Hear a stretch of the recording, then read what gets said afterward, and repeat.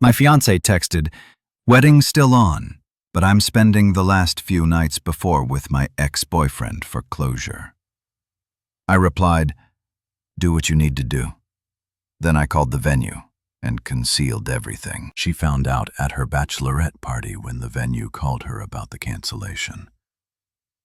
And then Wednesday afternoon hit me like a freight train carrying nothing but disappointment and lukewarm coffee. I was sitting at my desk in downtown Chicago, contemplating whether the fluorescent lights above me were specifically designed to suck the soul out of corporate drones like myself, when my phone decided to detonate my entire existence. I just wrapped up 3 back-to-back client meetings that felt like medieval torture sessions disguised as strategic planning discussions.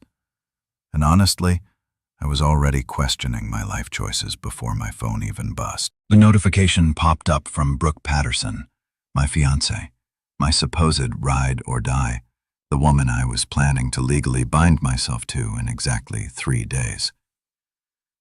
3 days. I was expecting the usual sweet nonsense she'd been bombarding me with for weeks. You know, the typical bride-to-be chaos. "Did you confirm the flowers?" Or, "My mom wants to move table 6 closer to the band." Or, "Do you think ivory napkins clash with champagne tablecloths?" The kind of questions that made me wonder if wedding planning was actually a form of advanced psychological warfare designed to break strong men. Instead, I got this absolute masterpiece of human audacity. "Wedding still on, but I'm spending the last few nights before with my ex-boyfriend for closure." I blinked at the screen like it was written in ancient hieroglyphics. Read it again. Nope. Still said the same thing. My brain did that thing where it completely short-circuits and you just sit there like a deer in headlights, except the headlights are attached to a garbage truck heading straight for your dignity. Derek. She was talking about Derek Morrison, the walking disaster she claimed she'd completely erased from her life like a bad tattoo. The guy she swore up and down was ancient history and totally irrelevant to our relationship. The same Derek who mysteriously kept popping up in her social media likes and who somehow always managed to be at the same bars we frequented. Pure coincidence, right? Sure, Brooke. And I'm secretly Batman. I sat there staring at this text message like it might suddenly rearrange itself into something that made sense. Maybe autocorrect had gone rogue. Maybe she meant to send this to her therapist or her diary or literally anyone else on the planet besides the man she was supposed to marry in 72 hours. But no, this was definitely meant for me, because apparently I'd been dating someone who thought closure with an ex was a totally normal pre-wedding activity. My thumbs hovered over the keyboard like they were afraid to make contact. What exactly does one say to that? "Thanks for the heads up, honey. Have fun with your emotional baggage. Should I pick up condoms for you too while I'm out?" Great idea. Nothing says ready for marriage like a sleepover with your ex. Instead, my apparently masochistic fingers typed out, "Do what you need to do." I hit send and immediately wanted to throw my phone into the Chicago River. What the hell was wrong with me? Why didn't I respond with the righteous fury this situation clearly deserved? Why wasn't I demanding explanations or setting boundaries or doing literally anything that resembled having a backbone? Her response came back faster than a boomerang. "You're the best, Marcus. So mature and secure. This is why I'm marrying you." Oh, the irony was absolutely delicious. She was marrying me because I was mature and secure enough to let her shack up with her ex-boyfriend right before our wedding. What a catch. I was so mature, so secure, so completely spineless, that I'd just given my blessing to what was essentially sanctioned cheating with a side of emotional manipulation, that I put the phone down on my desk and stared at it like it might explode. The office around me continued its usual Wednesday afternoon hums, clicking, phones ringing, Karen from accounting laughing way too loudly at something that definitely wasn't that funny. Normal people doing normal things, while my world imploded in real time via text message. The thing is, I knew instantly, and I mean immediately, like some kind of divine revelation, that the wedding was already dead. Not postponed, not complicated, not something we'd work through with couples therapy and awkward conversations. Dead. Deceased. Pushing up daisies. It had died the moment she hit send on that text, and honestly, it had probably been on life support for months. Because here's the thing about closure. It's the biggest load of crap ever invented by people who want to have their cake and eat it too. You don't need closure from someone you're truly over. You don't need to spend a few nights processing feelings that should have been handled before you accepted someone else's engagement ring. And you definitely don't announce this brilliant plan to your fiancé 3 days before the wedding like you're discussing dinner plans. Sitting there in my beige cubicle surrounded by motivational posters about teamwork and synergy, I felt something I hadn't experienced in months. Clarity.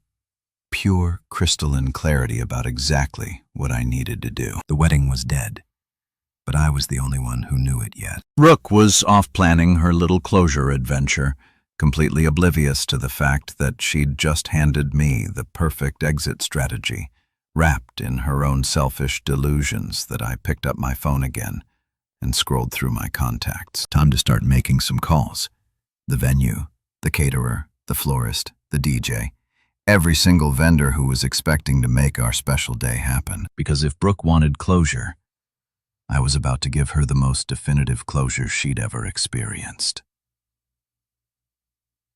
3 days before what should have been the happiest day of my life, I was about to become a runaway groom, and honestly, I'd never felt more relieved about anything in my entire existence. My first call was to Lakeside Manor, the venue where we were supposed to pledge our eternal love in front of 150 witnesses who were about to get a front row seat to the greatest wedding cancellation in Chicago history. The phone rang twice before a cheerful voice answered.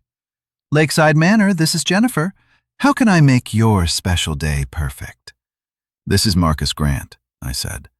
My voice surprisingly steady for someone who was about to torch his entire future. Cancel everything for Saturday.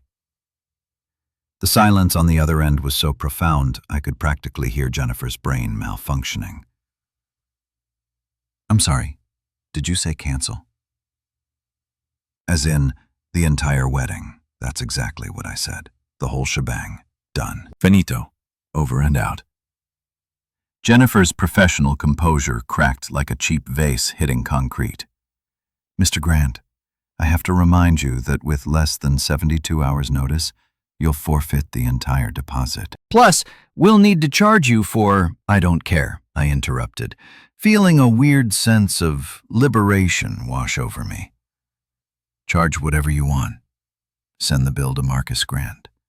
Same address you have on file. Just make sure nobody shows up expecting a wedding on Saturday because it's not happening. After Jennifer finished sputtering about contracts and policies, I hung up and immediately dialed the honeymoon resort in Maui because nothing says dodged a bullet like canceling your romantic getaway to paradise where you would have spent a week pretending everything was fine, while your new wife probably texted Derek about their amazing closure sessions. Aloha Grandwa Resort. This is Kailani speaking. Hi Kailani, this is Marcus Grant. I need to cancel my honeymoon reservation for this weekend. Oh no, is everything okay? Did someone get sick? I almost laughed. You could say that. My fiancé came down with a severe case of needing closure with her ex-boyfriend, so we won't be needing that ocean view suite after all.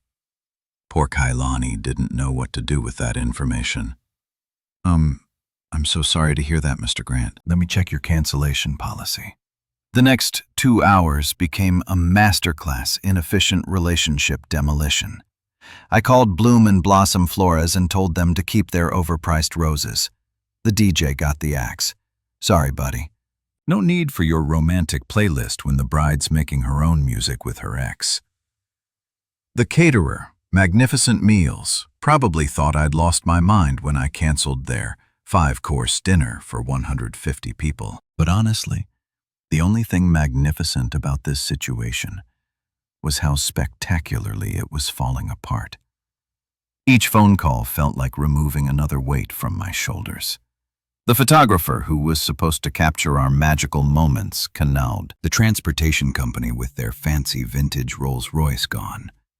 The bar service that was going to keep everyone liquored up enough to pretend this was a good idea, not happening. Even the stupid ice sculpture of two swans that Brooke insisted we needed because it was symbolic melted before it was even carved. The cake was the hardest call to make, not because I was emotional about it, but because Mrs. Henderson at Sweet Dreams Bakery had put her heart and soul into creating what she called a masterpiece of buttercream artistry. She'd been working on our three-tier monstrosity for weeks, and I could hear her heart breaking through the phone when I told her to eat it herself or donate it to a homeless shelter. But Marcus, dear, I've already piped all the roses. The fondant bride and groom are perfect. Are you sure you can't work this out?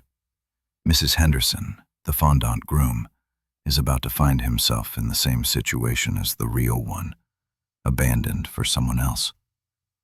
Trust me, this is for the best. By the time I was done making calls, my phone battery was dead and my conscience was surprisingly clear. I'd just systematically dismantled what was supposed to be the biggest day of my life, and instead of feeling devastated, I felt like I'd just escaped from prison. That's when I realized I needed to call Jordan Clark, my best man, and the only person stupid enough to agree to stand up there with me while I made the biggest mistake of my life. Jordan answered on the first ring, probably expecting some last-minute groomsman logistics. Yo, Marcus, please tell me you're not calling about the bachelor party again.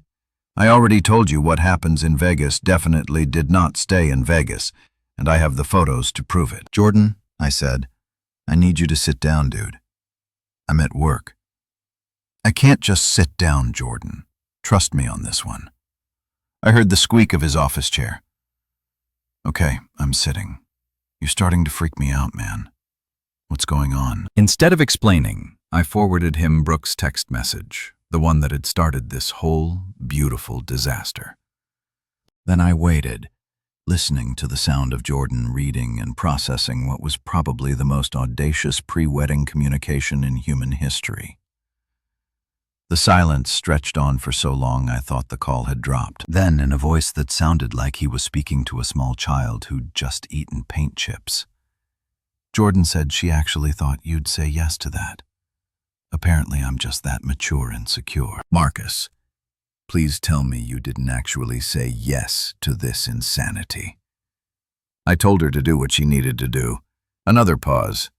And then I canceled everything. The wedding's off.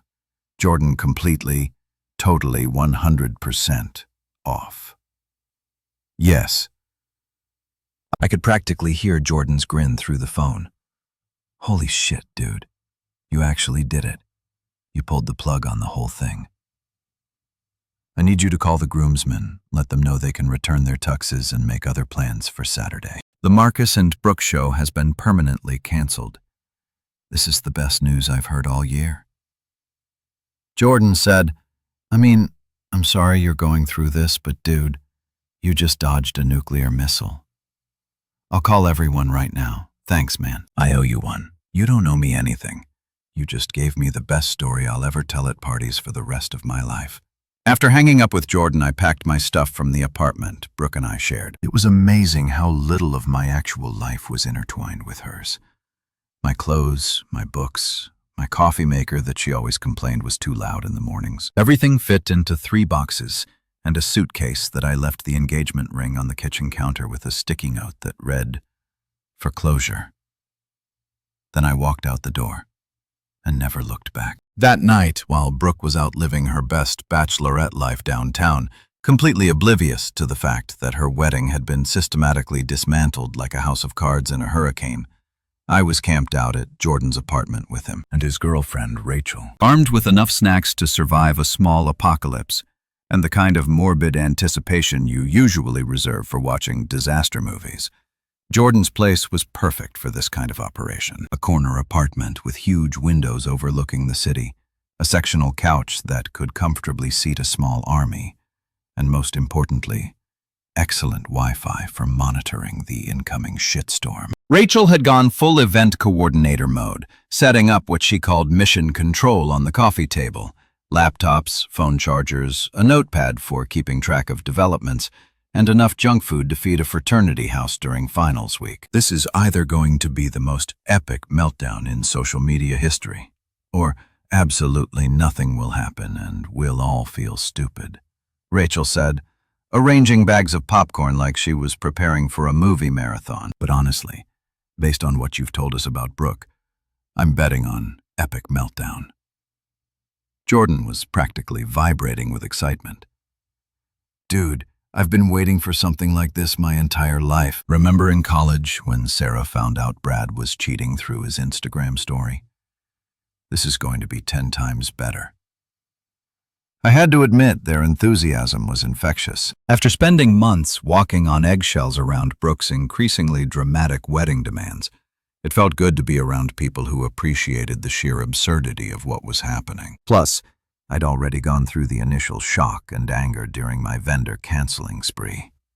Now, I was just curious to see how long it would take for reality to hit Brooke like a freight train carrying a load of her own poor life choices. I still can't believe she actually sent you that text, Rachel said, shaking her head. Like, what was the thought process there? Hey, honey, I know we're getting married in 3 days, but I'm going to go bang my ex-boyfriend real quick for emotional reasons. Hope that's cool. The best part, Jordan added, is that she thought Marcus would just sit there and take it like he's some kind of doormat who'd be grateful she was even bothering to inform him about her extracurricular activities. I stretched out on the couch, feeling more relaxed than I had in weeks. You know what's funny? I think she genuinely believed I'd be okay with it. Like, in her mind, being mature and secure means letting your fiancé do whatever she wants without consequences. That's not mature, Rachel said. That's being a pushover. There's a difference between being understanding and being a human welcome mat. We'd strategically blocked Brooke and her entire wedding party from all our social media accounts, but Jordan had kept his phone open to monitor the situation. He'd set up a whole system. Screenshots, screen recordings, the works. The man was more prepared than a war correspondent heading into a combat zone. So, what's the timeline here? Rachel asked, consulting her notepad like she was planning a military operation. When do you think she'll figure out the wedding's been canceled? I checked my watch. The bachelorette party started at 7. Knowing Brooke, they'll spend the first few hours taking photos for Instagram, drinking overpriced cocktails, and talking about how blessed she is. The venue's automated system sends cancellation confirmations at 9:30. So we've got about an hour and a half of peace before all hell breaks loose. Jordan finished. Assuming she even checks her email during the party, Rachel pointed out, some people actually put their phones away during special events. Jordan and I looked at her like she just suggested people might stop breathing for fun. You've met Brooke, right? Jordan said. The woman who live-tweeted her own engagement. She's not putting her phone away for anything. He was right. Of course, Brooke was the kind of person who documented every moment of her life like she was running for president and needed proof of all her activities. Her Instagram story probably had more updates than a breaking news feed during a natural disaster. Plus, I added she specifically requested to be copied on all vendor communications. She wanted to stay in the loop and make sure nothing went wrong. Well, congratulations, Brooke. You're definitely going to stay in the loop. We settled in to wait, making predictions about how the night would unfold. Rachel thought Brooke would call me first, probably screaming. Jordan was betting on a complete social media meltdown with angry posts and dramatic proclamations. I was leaning toward a full-scale family intervention, complete with her mother Helen showing up at Jordan's door demanding explanations. What I don't understand, Rachel said, opening a bag of chips, is why Derek went along with this plan. Like, what guy thinks it's a good idea to sleep with someone else's fiancé 3 days before their wedding? The kind of guy who's been trying to break them up for months, Jordan replied. Think about it. He gets to play the supportive ex-boyfriend while simultaneously sabotaging her relationship. It's actually kind of brilliant. in a completely psychotic way. Except he didn't count on Marcus having a spine. I pointed out his whole plan depended on me being too pathetic to do anything about it. Their plan, Rachel corrected. Don't forget, Brooke was in on this too. She probably thought she could have her cake and eat it too.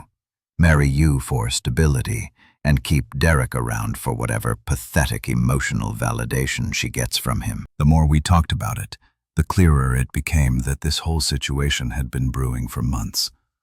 All those times Derek mysteriously showed up places.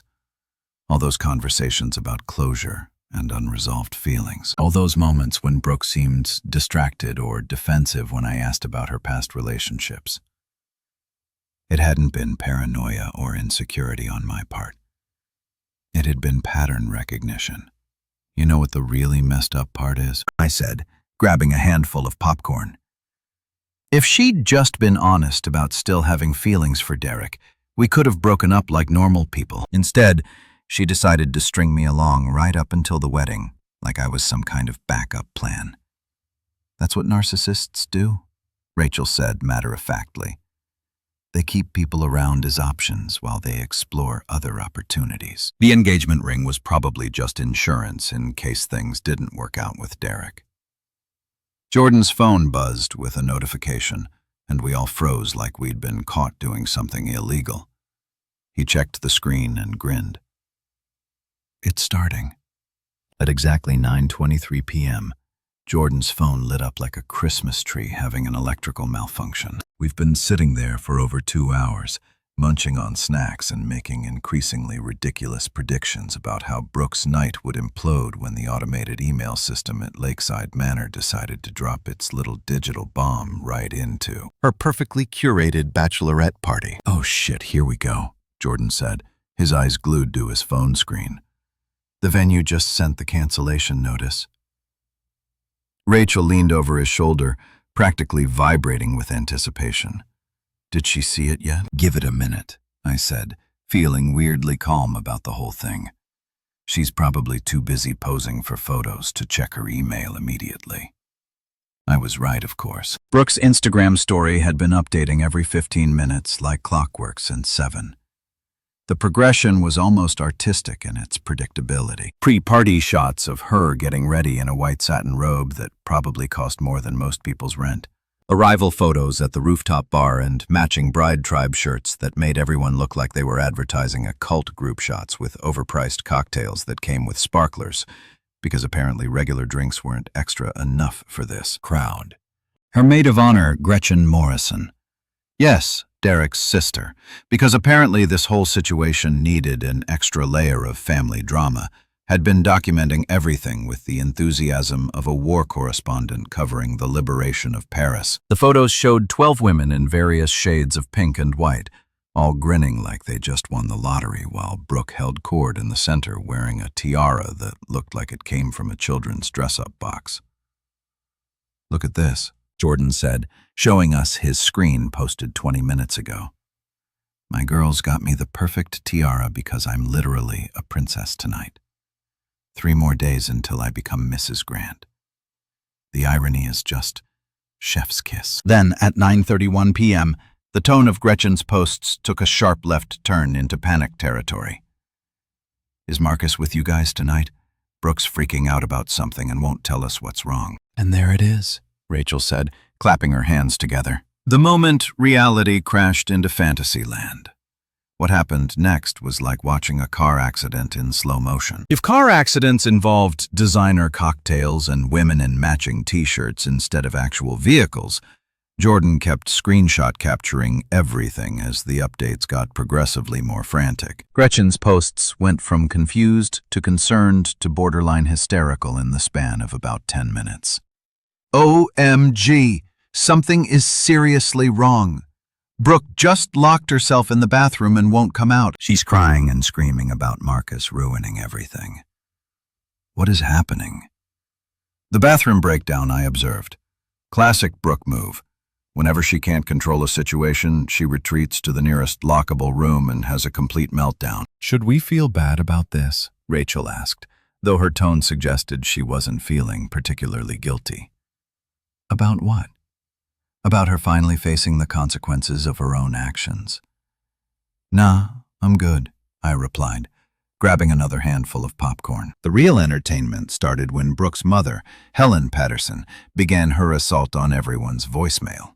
Jordan had the brilliant idea to put his phone on speaker so we could all enjoy the increasingly unhinged messages as they came in. Message 1, 9:47 p.m.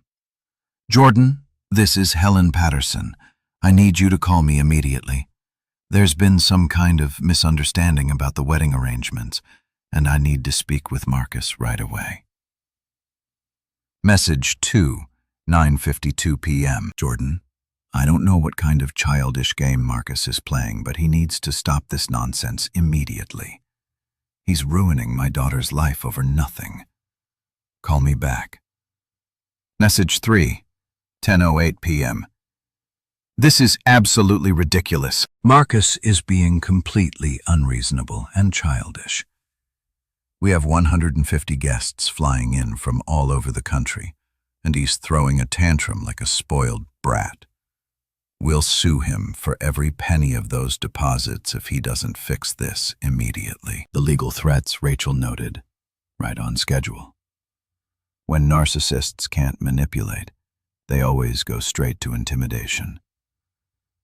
Except all the contracts are in my name, I pointed out. Good luck suing me for canceling my own wedding. Message 4 was where Helen really let her true colors show. Fine, if that's how he wants to play it. We'll have the wedding without him. Brooke deserves better than some paranoid, insecure little boy who can't handle a mature woman having closure with her past. Oh, this is getting good, Jordan said, rubbing his hands together like he was about to watch his favorite movie. But the real cherry on top of this disaster Sunday came when Derek himself decided to get involved.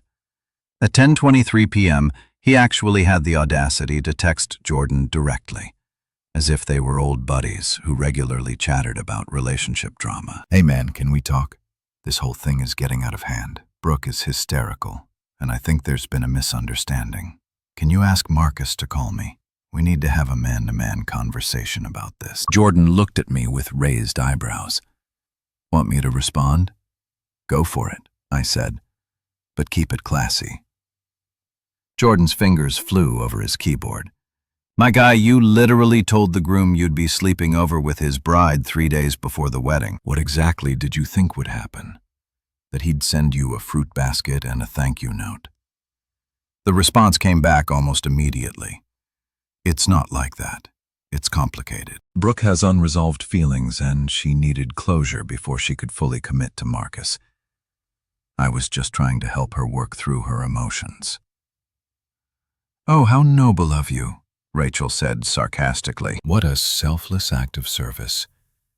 Sleeping with someone else's fiancé to help her work through her feelings. Jordan typed back, Dude, if you're going to home wreck, at least own it. Don't insult everyone's intelligence by pretending you're doing it out of the goodness of your heart. Meanwhile, the Instagram updates from the bachelorette party had completely stopped. The last post was from 9:19 p.m., a group shot of everyone toasting with champagne captioned, "To new beginnings and happily ever after." The timestamp made it even more perfect. They've been celebrating right up until the moment the cancellation email arrived. I kind of feel bad for the other girls. Rachel said they probably have no idea what's going on. They're just there to celebrate their friend's wedding, and suddenly she's having a complete breakdown in a bathroom. Don't feel too bad, I replied. Half of them have been dealing with Brooke's drama for years. This is probably just Tuesday for them. By 10:45 p.m., the messages had stopped coming. Either Brooke's phone had died, she'd thrown it in the Chicago River, or someone had physically restrained her from sending any more unhinged communications. The silence was almost more ominous than the chaos had been. Think it's over? Rachel asked. Jordan and I looked at each other and started laughing. Oh, this isn't even close to over. I said, this is just the opening act. Tomorrow's going to be the real show. Thursday morning arrived with all the subtlety of a freight train carrying a cargo load of fresh ridge, and Brooke was apparently the conductor. I woke up on Jordan's couch to 17 missed calls, 43 text messages, and what can only be described as the most creative work of fiction I'd ever seen posted on social media. Rachel was already up nursing a cup of coffee and staring at her laptop screen with the kind of fascination usually reserved for watching natural disasters unfold. "Marcus," she said without looking up, "you need to see this." Brooke just posted what might be the most delusional thing I've ever read on Facebook. I shuffled over, still in yesterday's clothes and feeling like I'd been hit by a truck driven by my own poor life choices. On Rachel's screen was a Facebook post that had apparently gone live at 6:47 a.m. Because nothing says stable mental state like crafting elaborate lies before most people have had their morning coffee. With a heavy heart, the post began.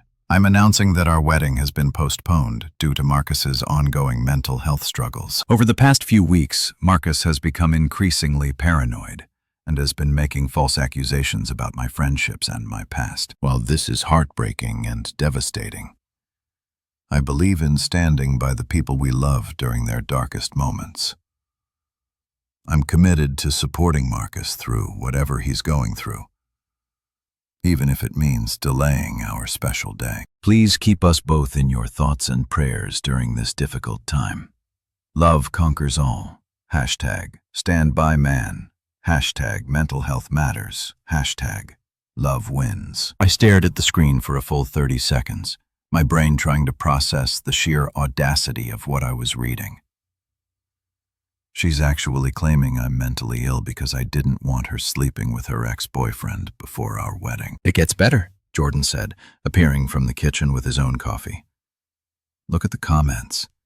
She's got a whole support network going of people who apparently think you're a controlling psychopath." Sure enough, the post already had 47 likes and 23 comments, mostly from people I'd never met, offering their thoughts and prayers and praising Brooke for being such a strong, supportive woman during my apparent psychological breakdown. Her Aunt Diane had commented, "You're an angel for standing by him, sweetie. Some men just can't handle strong women." Her college roommate added, "Mental health is so important. You're doing the right thing by getting him help." "This is incredible," Rachel said, scrolling through the responses. "She's actually convinced people that you canceled your own wedding because you're having a nervous breakdown, not because she told you she was going to cheat on you." "The best defense is a good offense," I said, feeling a familiar rage building in my chest. Can't be the villain if you paint yourself as the victim first.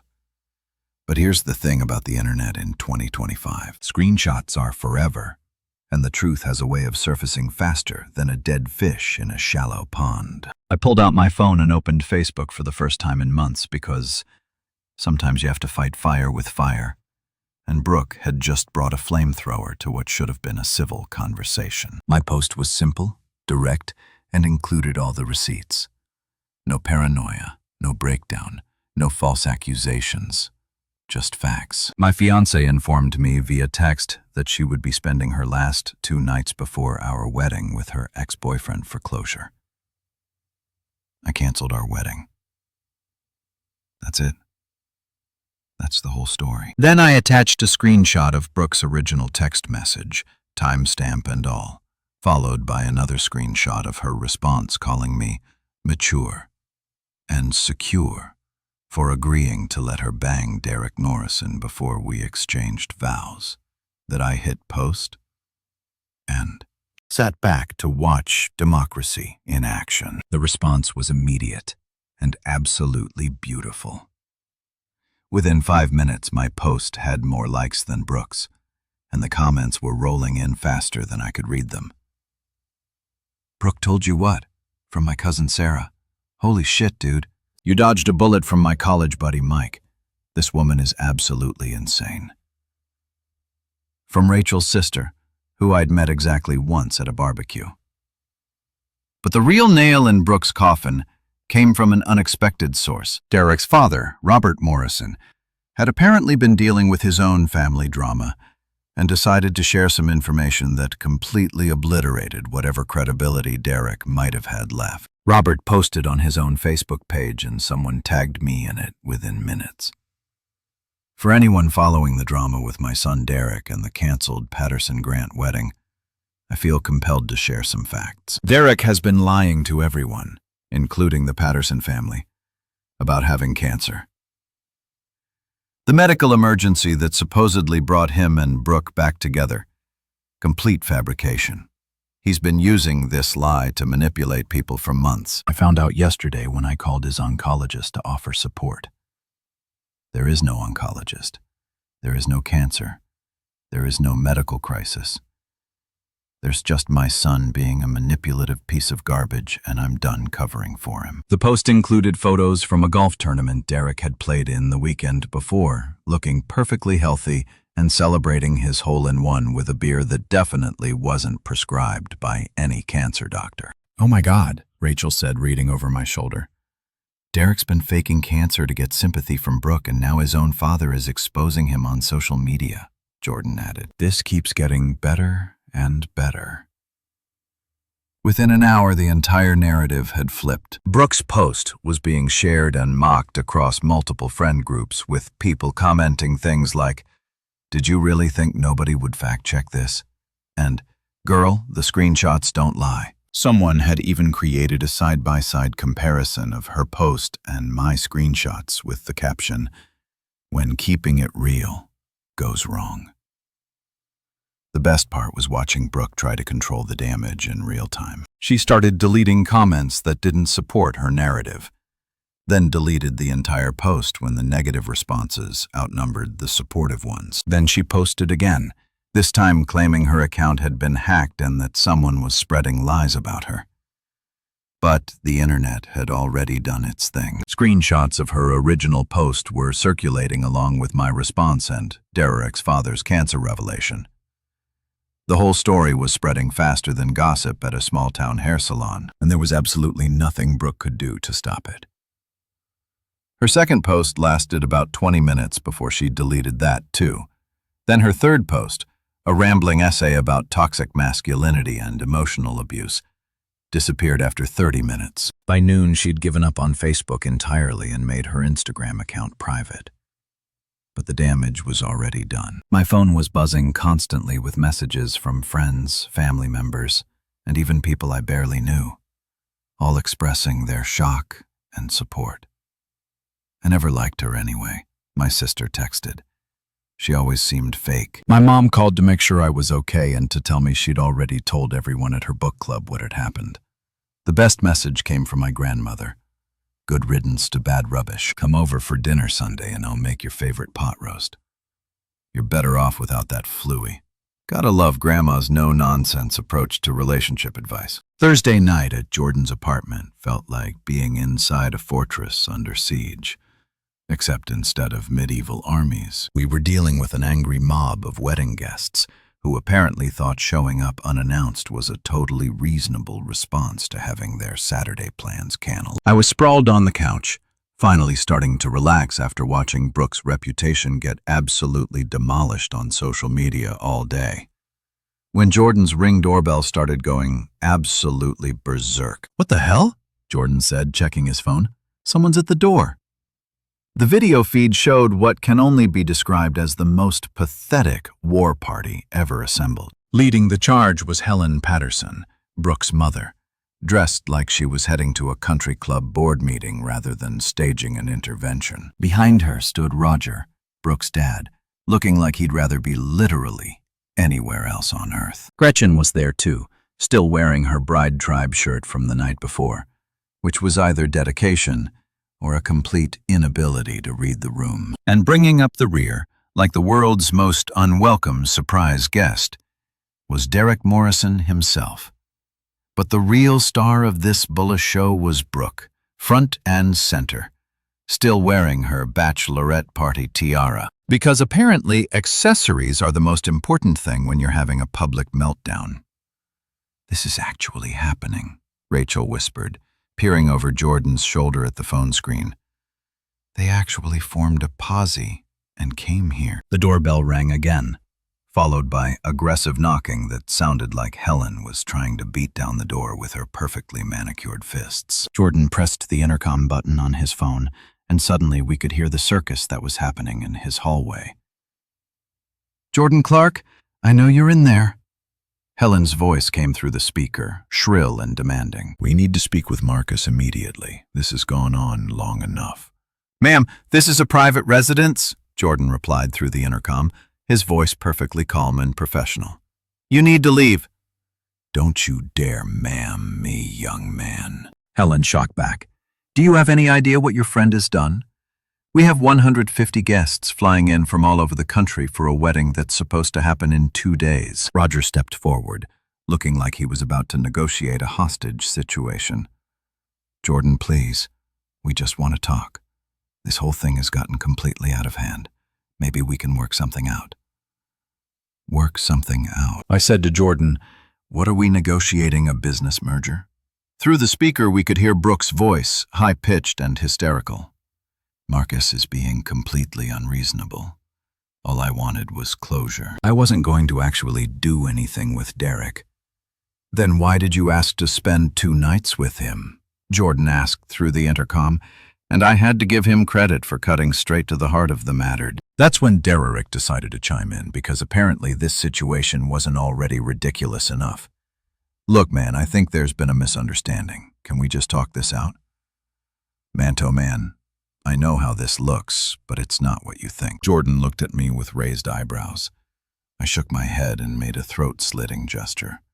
No way in hell was I having a man-to-man conversation with the guy who'd been plotting to sleep with my fiancée while pretending to have cancer. Derek Jordan said into the intercom, "You're literally the last person who should be talking to him right now. You told the groom you'd be sleeping over with his bride. What exactly did you think was going to happen?" "It's not like that," Derek protested. "We have history. She needed to process her feelings before she could fully commit to someone else." "By processing, you mean sleeping with her?" Rachel called out loud enough for the intercom to pick up. "Do that!" Gretchen's voice joins the chorus. "This is all just a big misunderstanding. Brooke loves Marcus. She's always loved Marcus. Derek was just helping her work through some unresolved emotions." "Unresolved emotions," I repeated. "Is that what we're calling it now?" The conversation continued for another 10 minutes, with Helen making increasingly ridiculous demands and threats. She wanted me to come downstairs and discuss this like adults. She wanted Jordan to stop enabling Marcus's childish behavior. She wanted the wedding to happen as planned because too much money had already been spent. And what would people think? The best part was when she started making legal threats again. "We'll sue you for emotional distress. We'll sue you for the deposits. We'll sue you for everything you're worth." "Ma'am," Jordan replied, "you can't sue someone for canceling their own wedding. Also, I'm pretty sure emotional distress requires proving that the person actually caused the distress, not just responded appropriately to it." That's when Brooke completely lost it. Through the intercom, we could hear her screaming at the top of her lungs. "This is insane. I was doing Marcus a favor by marrying him. He should be grateful that someone like me even wanted to be with someone like him." "And there it is," Rachel said quietly. "The truth finally comes out. I could have had anyone." Brooke continued, "Derek has been begging me to come back to him for years. I chose Marcus because I thought he was stable and secure, but he's just as crazy and jealous as every other guy I've dated." "Wow," I said. "She's really selling herself as quite the catch there." Roger's voice came through next, and for the first time he sounded genuinely embarrassed. "Brooke, honey, maybe we should go home and talk about this privately." "No!" she shrieked. "I'm not leaving until Marcus comes down here and explains himself. He owes me that much." "Actually," Jordan said through the intercom, "he doesn't owe you anything. But I'll tell you what, security is on their way up, so you might want to start heading toward the elevator." That wasn't actually true, but it had the desired effect. We could hear Helen sputtering indignantly and Roger trying to convince everyone to leave before things got worse.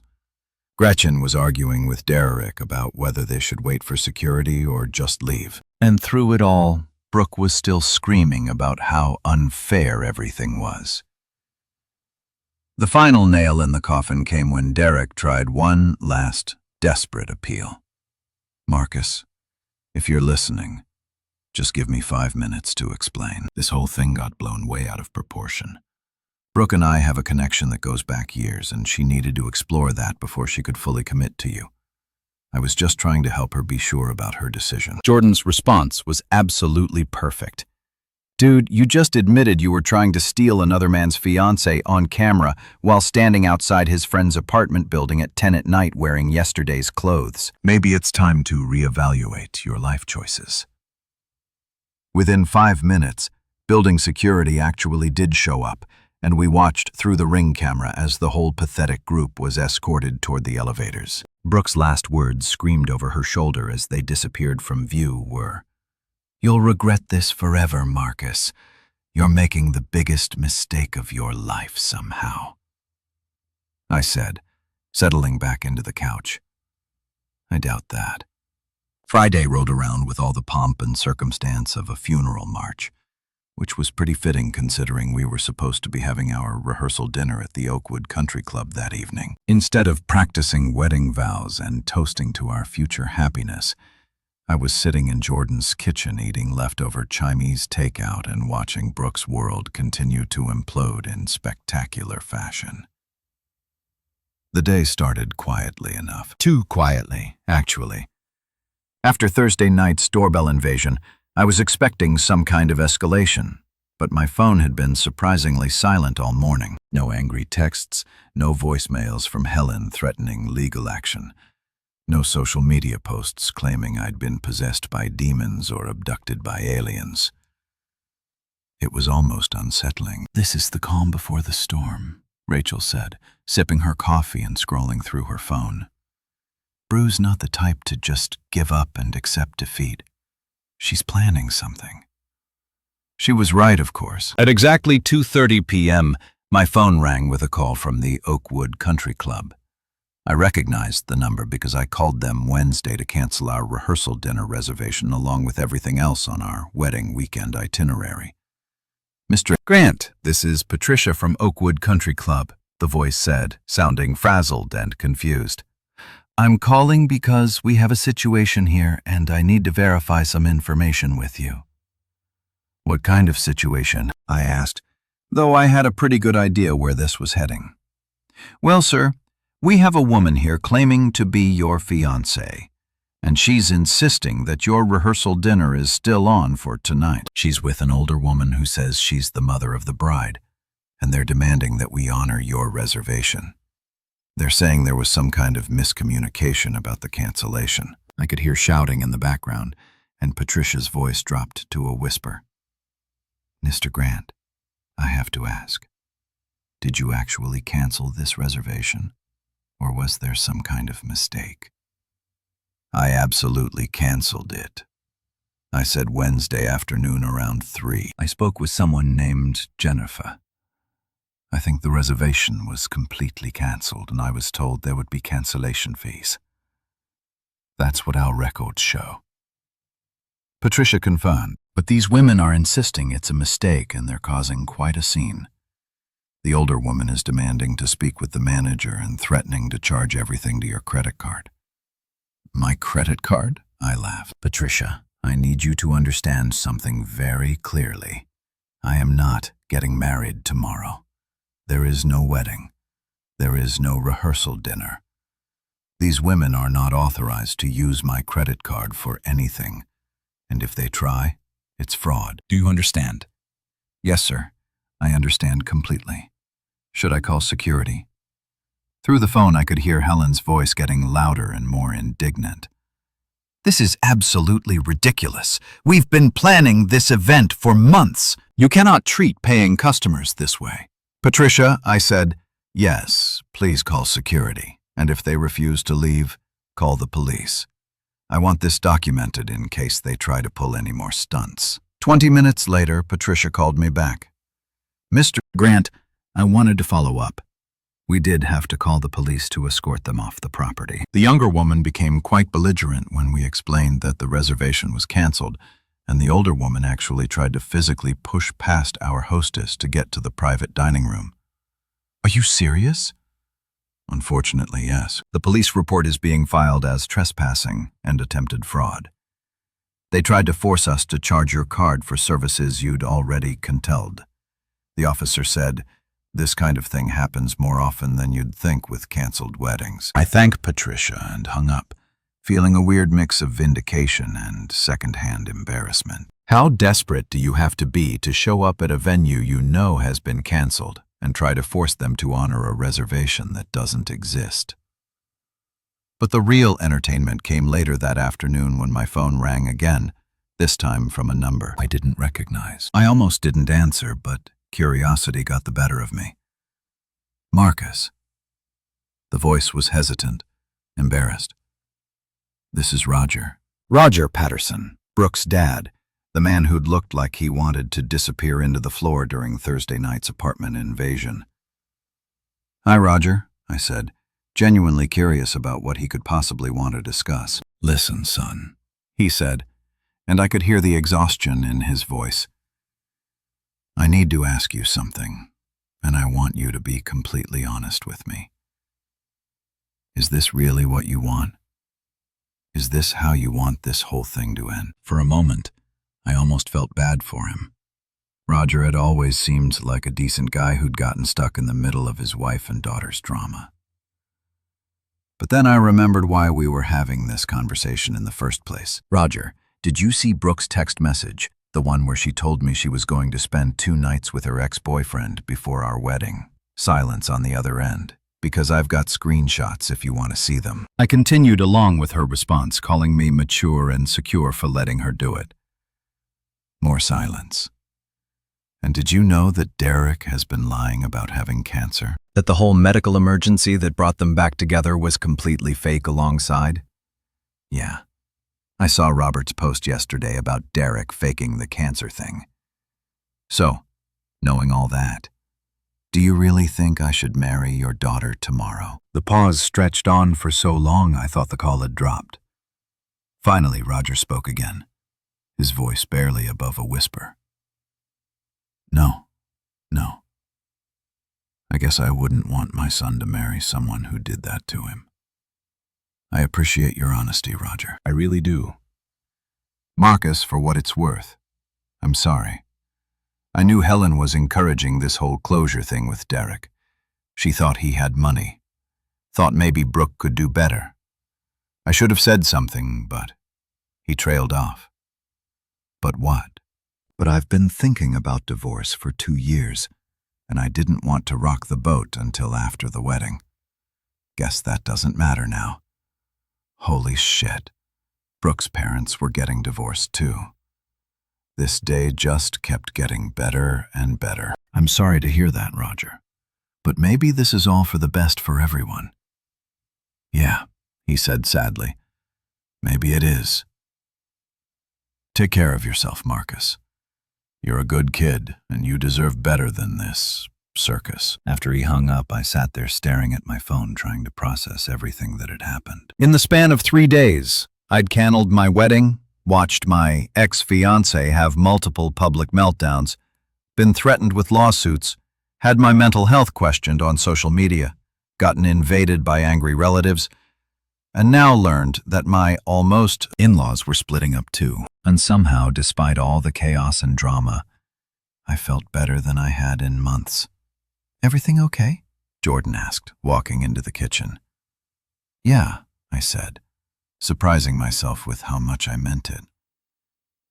Everything's actually pretty great. Friday night was supposed to be our rehearsal dinner. Instead, I was sitting in Jordan's living room eating pizza and watching what can only be described as the most spectacular social media meltdown in human history unfold in real time on Instagram Live. If someone had told me a week ago that I'd be spending the night before my wedding watching my ex-fiancé have a complete psychological breakdown on the internet, I would have recommended they seek professional help. But here we were living in the timeline where nothing made sense and everything was simultaneously horrible and hilarious.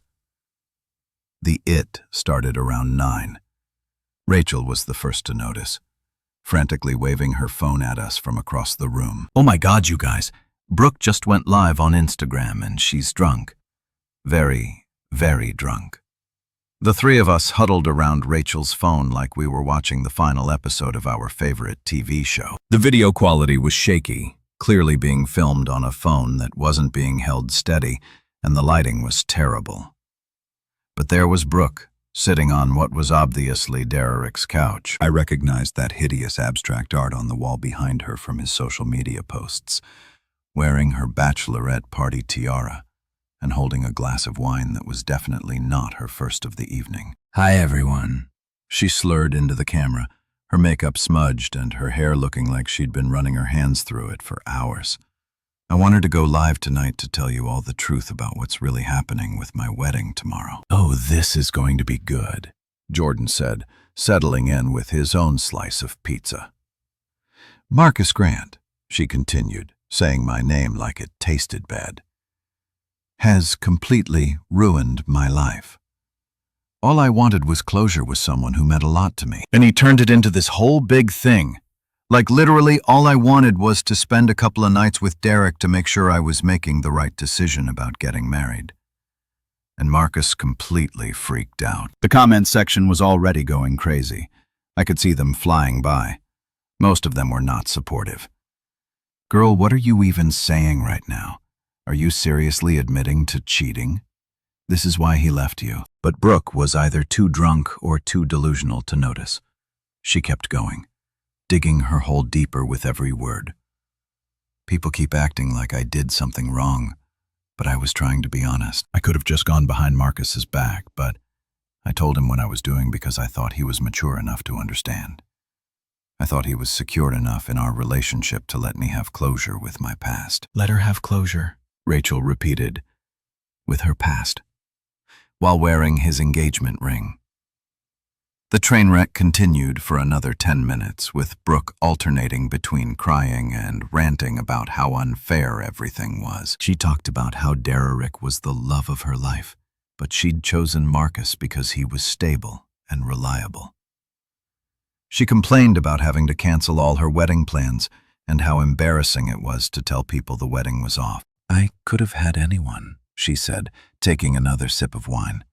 Derek has been wanting me back for years. He told me he'd do anything to be with me again. And I chose Marcus because I thought we could build a good life together.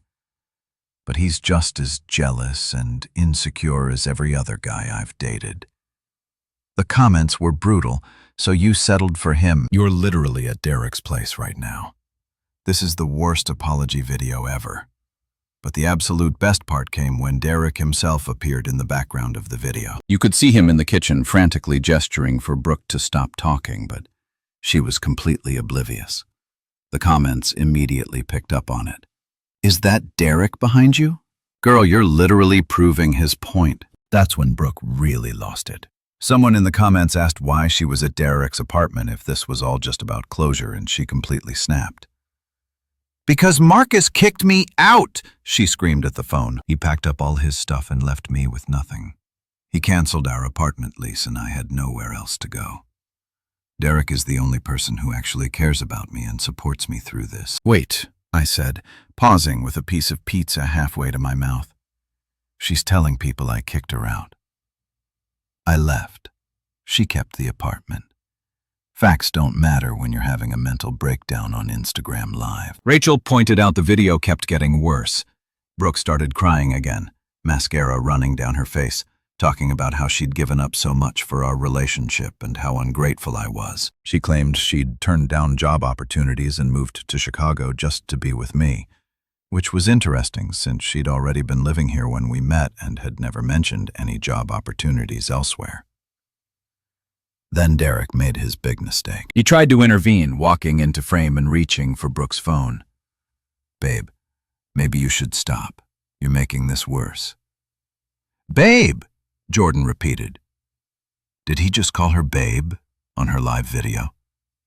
The comment section exploded. Did he just call you babe? You're literally with your ex right now. This is why Marcus left you. You're proving everything he said. But Brooke was too far gone to care. She turned the camera toward Derek, who looked like a deer caught in headlights. "This is Derek," she announced. "The man who actually loves me and supports me unconditionally. Unlike some people who run away the minute things get complicated." Derek's face went white. "Brew, turn off the phone, please." "No," she said, turning the camera back to herself. "I want everyone to know the truth. Marcus is a coward who couldn't handle being with a real woman who has a past. Derek understands me. Derek accepts me for who I am."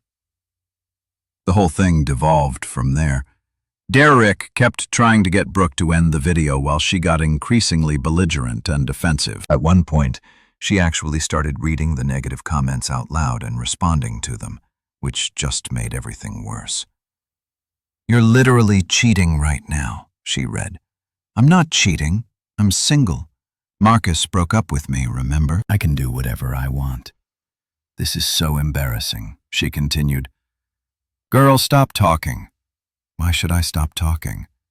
Everyone wants to judge me, but nobody wants to hear my side of the story." The final nail in the coffin came when someone in the comments pointed out that Derek's apartment walls were visible behind her, and they'd seen his address posted on social media before. "You're at Derek's place on what should have been your rehearsal dinner."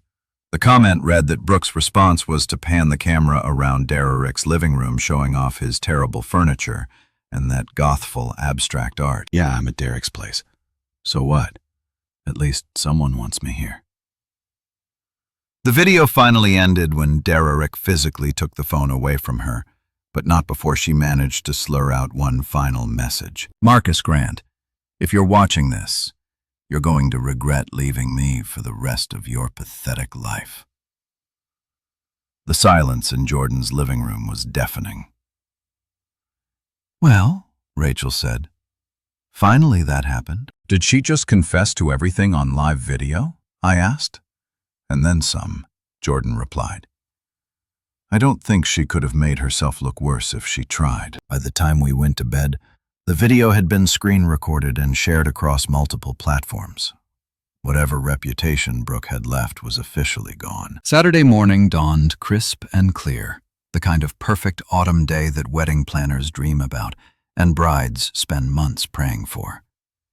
Ironically, it was absolutely gorgeous weather for a wedding that was never going to happen. Instead of waking up in some overpriced hotel suite surrounded by groomsmen making terrible jokes and downing mimosas to calm pre-wedding jitters, I was sitting on the deck of a mountain resort, 2 hours outside Chicago, breathing in fresh pine air and feeling more at peace than I had in months. I have driven up to Pine Ridge Lodge Friday night after Brooke's spectacular Instagram Live meltdown, needing to get as far away from the Chicago drama as possible. The resort was one of those places where people go to disconnect from reality. No cell service unless you're near the main lodge. Hiking trails that make you forget civilization exists, and a general atmosphere of your problems can't find you here. It was exactly what I needed while my former life imploded back in the city that my phone, which I'd left charging in the room, had been mercifully quiet all morning. The beauty of being in the middle of nowhere was that whatever fresh hell Brooke and her circus were creating, it couldn't reach me until I was ready to deal with it. I was sipping coffee and watching eagles circle over the lake when I finally decided to check my messages around noon. Holy shit. Apparently, while I was enjoying my peaceful mountain retreat, absolute chaos had erupted back at Lakeside Manor. Despite my canceling everything 3 days ago, despite the venue confirming the cancellation, despite multiple people being informed that there was no wedding happening, somehow, 30 people had still shown up in full wedding attire, expecting to see me pledge my eternal love to a woman who was probably hungover at her ex-boyfriend's apartment. The messages from Jordan painted a picture so absurd it could have been a Saturday Night Live sketch. Brooke and Helen had apparently told select family members that the wedding was just postponed, not canceled, and that everything would work itself out by Saturday. They'd convinced Brooke's grandmother, her aunts and uncles, a handful of cousins, and even some of her college friends to show up anyway, because Marcus would come to his senses. But here's where it got really good. Lakeside Manor, being a popular venue, had booked another event in our place, a corporate retreat for some tech companies celebrating their quarterly achievements. So when Brooke's relatives showed up expecting to find a wedding ceremony, they instead walked into a room full of software engineers wearing matching polo shirts and discussing customer acquisition metrics. "Dude," Jordan had texted, "you should see the photos Rachel's getting from her friend who works at the venue." Brooke's grandmother showed up in a floor-length purple dress and a fascinator demanding to know where the bridal party was. Meanwhile, there's a guy in khakis giving a PowerPoint presentation about user engagement in the background. It's surreal. The venue staff, God bless them, had tried to explain that there was no wedding scheduled. But Helen had apparently gone full Karen mode, demanding to speak with managers and threatening to sue everyone in sight. Security had to be called when she tried to force her way into the conference room where the tech bros were trying to enjoy their team-building exercises. But the absolute crown jewel of this disaster was what happened when Derrick's father, Robert Morrison, showed up.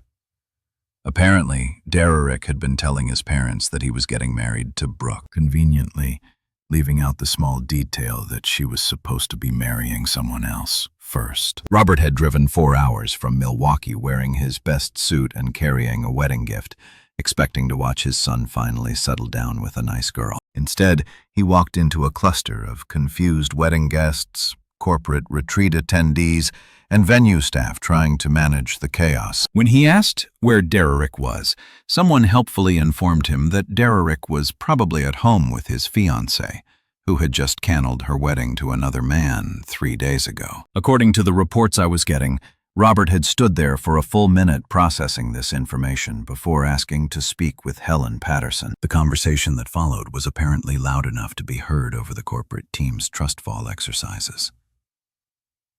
"Your daughter was supposed to marry someone else today?" Robert had asked, his voice carrying across the entire venue. "It's complicated," Helen had replied, probably realizing that her carefully constructed narrative was about to collapse. "And my son was involved with her while she was engaged to this other man. Derrick and Brooke have a special connection. My son helped break up an engagement." Robert's voice was getting louder. "My son, who I raised to be a decent human being, was sleeping with another man's fiancée. That's when Helen made her fatal mistake. Your son has cancer." Brooke was just being supportive during his medical crisis. The silence that followed was apparently so complete that even the tech bros stopped their presentation to see what was happening. Robert stood there staring at Helen before pulling out his phone and calling Derrick right there in front of everyone. "Derrick," he said loud enough for half the venue to hear, "I'm standing in a place where you're supposed to be getting married today. Except there's no wedding, because the bride was apparently already engaged to someone else, and this woman is telling me you have cancer. So, I have one question for you. What the fuck is going on?" The phone conversation lasted about 30 seconds before Robert hung up and turned back to Helen and the assembled crowd. "Ladies and gentlemen," he announced, "my son does not have cancer. He has never had cancer. He's been lying to manipulate this woman and destroy her relationship with her fiancé. And as of right now, he's no longer my son." Then he walked out, leaving his wedding gift on the reception table, and Helen standing there with her mouth open like a fish out of water. The police were called for the second time in 3 days, and the whole group was finally escorted off the property, but the damage was done. Brooke's family had witnessed the complete exposure of Derrick's lies, Helen's manipulation tactics, and the utter insanity of their entire plan. The best part, according to Jordan's updates, was that Brooke's sister Diana had been recording the whole thing on her phone. By the time I was reading these messages, clips of Robert downing Derrick and Helen's shocked reaction were already circulating on social media. Diana had even sent a message to Jordan. "Please tell Marcus I'm sorry for my family's insanity. This is completely unhinged, and I'm done with all of them. Also, can you send me his address? I want to return the wedding gift I bought. He deserves better than this circus." As I sat there reading about the spectacular finale to what should have been my wedding day, I felt something I didn't expect. Gratitude. Not just relief, not just vindication, but genuine gratitude that Brooke had sent me that text on Wednesday. Because if she hadn't, I would have married into this family of manipulative, delusional people and probably spent years trying to figure out why I was so miserable. Instead, I was sitting on a mountain breathing clean air and watching my former problems destroy themselves without any help from me. That it was the best wedding day I never had. 6 months later, I was sitting in my new apartment, a beautiful corner unit in Lincoln Park that I could actually afford now that I wasn't splitting everything with someone who considered a $300 throw pillow a necessity. Scrolling through my phone and marveling at how completely my life had transformed. The autumn sunlight was streaming through windows that were actually clean because I'd learned to take care of my own space. And my coffee tasted better than it ever had when I was sharing a kitchen with someone who criticized my brewing technique daily. The aftermath of what I'd started calling the great wedding disaster of 2025 had been almost poetic in its justice. Brooke and Derek were still together, if you could call what they had together. Last I'd heard through the Chicago Gossip Network, they were living in Derek's basement studio apartment because Brooke had been evicted from our old place after missing 3 months of rent. Apparently, when you spend all your time having dramatic meltdowns on social media instead of going to work, employers tend to notice their relationship, from what I could gather through mutual acquaintances who couldn't resist sharing updates, was exactly as toxic and miserable as you'd expect. Brooke had discovered that Derek, without the thrill of sneaking around and lying to other people, was just an unemployed man-child who played video games all day and couldn't hold down a job because he kept getting fired for personality conflicts with his supervisors. Derek, meanwhile, had learned that Brooke, without the ego boost of having multiple men competing for her attention,